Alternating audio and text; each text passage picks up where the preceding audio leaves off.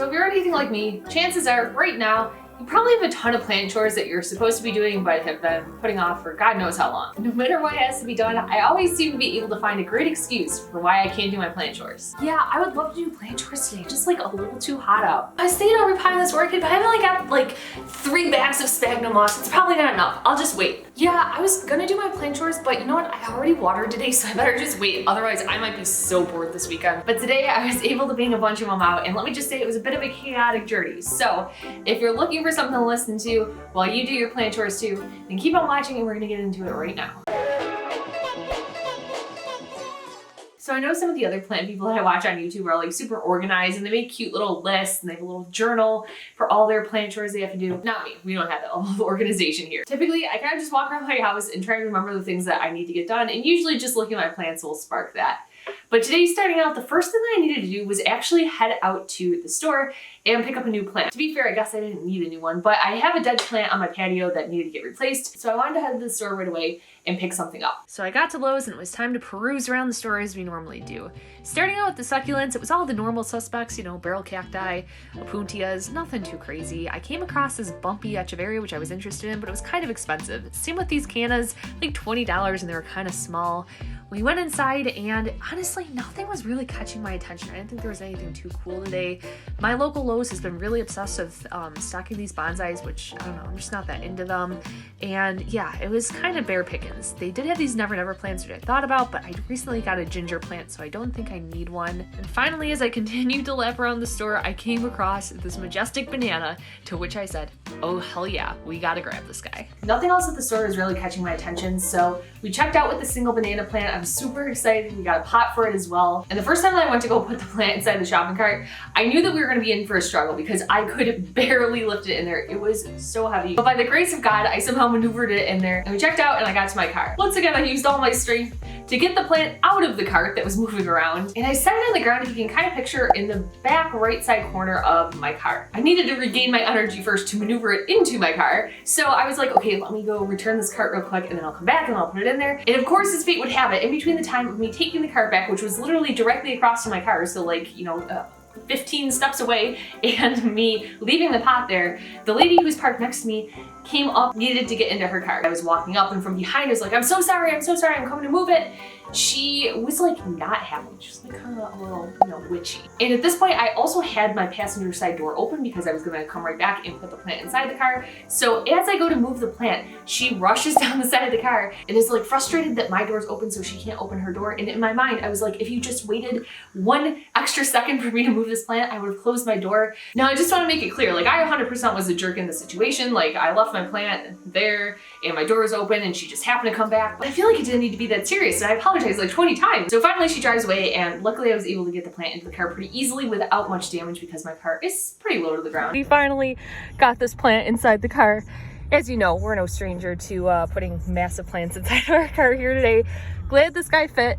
Was definitely a little bit of a spectacle in the parking lot, but hey, no worries. So let's get this guy home and let's get a glass of water or something like that. And after my weightlifting session and my run-in with that scary lady parked next to me, honestly, I was just ready to go home. So we didn't go to any other nurseries, and we just got that single banana plant, which honestly is probably for the best. So I get back home and now we're back into the predicament of me needing to move the plant out of my car and coincidentally also all the way to the other side of my house because there's no like convenient cut around. Okay, so new plan. I'm looking for like a grubby, grungy old towel or something like that I can like drag this plant across the house on. I have to get it to my backyard. So I think that this will make it easier. I'm not sure if this one will be big enough, but let's see. Oh, it's working, you guys. We made it. Here it is. That's where it's going. That's the plant that we need to replace. And the planter is down the hallway, so let's go get it. So we finally get it back there. I put it where that dead plant was before, and it's just like not quite fitting. Like it's a little too big. Okay, so I was planning on repotting this entire plant into here, but I actually can't believe that this fit, but I just sunk this giant nursery pot right inside of here. Obviously you can still see the black rim on top, but like I kind of don't hate it. I feel like it's a look. I don't know. So we're just gonna leave it like this for now because I don't know, I'm just not feeling repotting this thing by myself today. So let's just clean this guy's leaves up a little bit and then we will pop him in that corner, and I think he looks fantastic.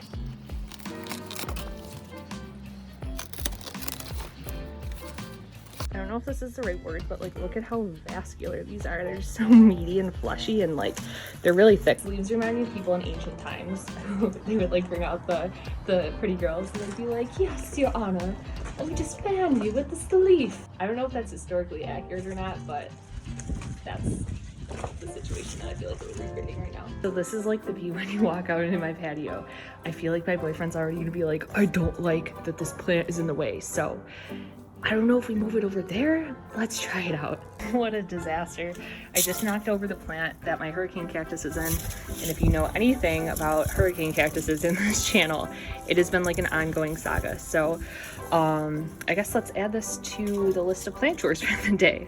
Okay, so we're gonna make lemonades out of lemonade because I just actually had the hurricane cactus pot like perched inside this pot, sitting on top of the soil. You know what, we're just gonna plant these right in the soil and see how they do. I feel like they want to be watered about the same amount of time, so I think it should work out. And then it'll kind of cascade over the side of this, which I think will look pretty cool. So let's get him repotted. We moved him over here. I like him. I think he looks much better over there. A lot more space for him. My only concern is in the morning, this does get some pretty intense sun. So we're just gonna have to play by ear and see. I'm really hoping that this guy survives over here.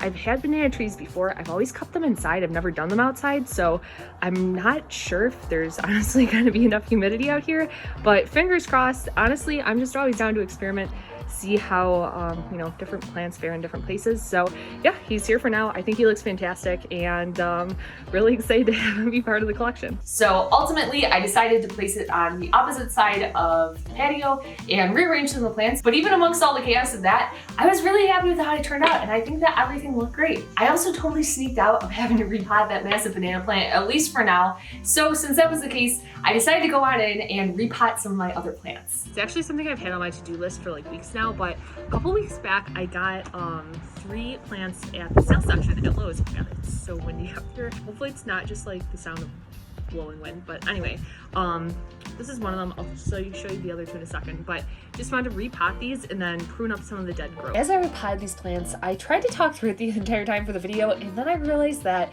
15 minutes of just talking to yourself while you repot the plants is a really, really long time. Anyway, this icicle plant turned out looking great. Next we have the long fingers. I couldn't believe that this plant was on sale because I think that it is so cool looking, looks like an alien. And then finally we have this rock purslane at the end, and to be honest, it's not really that cool of a plant, but I had this vision for it to turn it into this little succulent bonsai, similar to one that I had seen at the botanical gardens.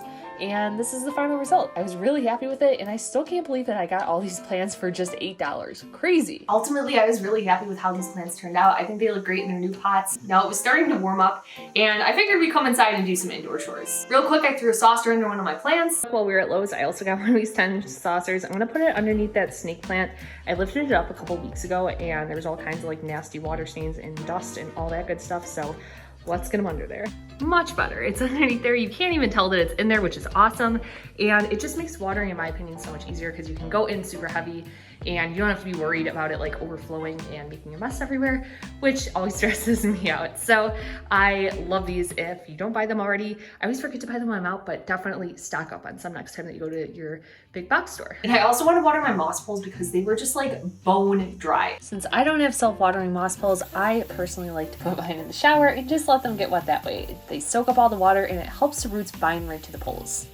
Finally, after I had some time to cool down from being inside for a while, I decided to go back out into the garden. Next thing up on my list today is replanting these potatoes. Now maybe you're thinking, Caitlin, what the hell are you talking about? If you don't know, I have a garden out on the side of my yard, which we'll go out to in a second, but I have these potatoes and unfortunately, maybe you can see in here, this one started to rot. So didn't want to eat them, but also didn't want to let them to go to waste. So they're starting to chit, which if you don't know what that means, they're basically just starting to have the little eyes form on them. And that's a perfect time to plant them. So you can actually cut these in half and get like double the yield, but I don't want to wait for them to callus over. And I also just like don't have that much free soil to plant them in. So we're just going to pop these guys open. I'm going to throw out this guy and we'll plant the rest of this up. So let's go. As you can kind of maybe tell, my garden's not looking like the hottest right now.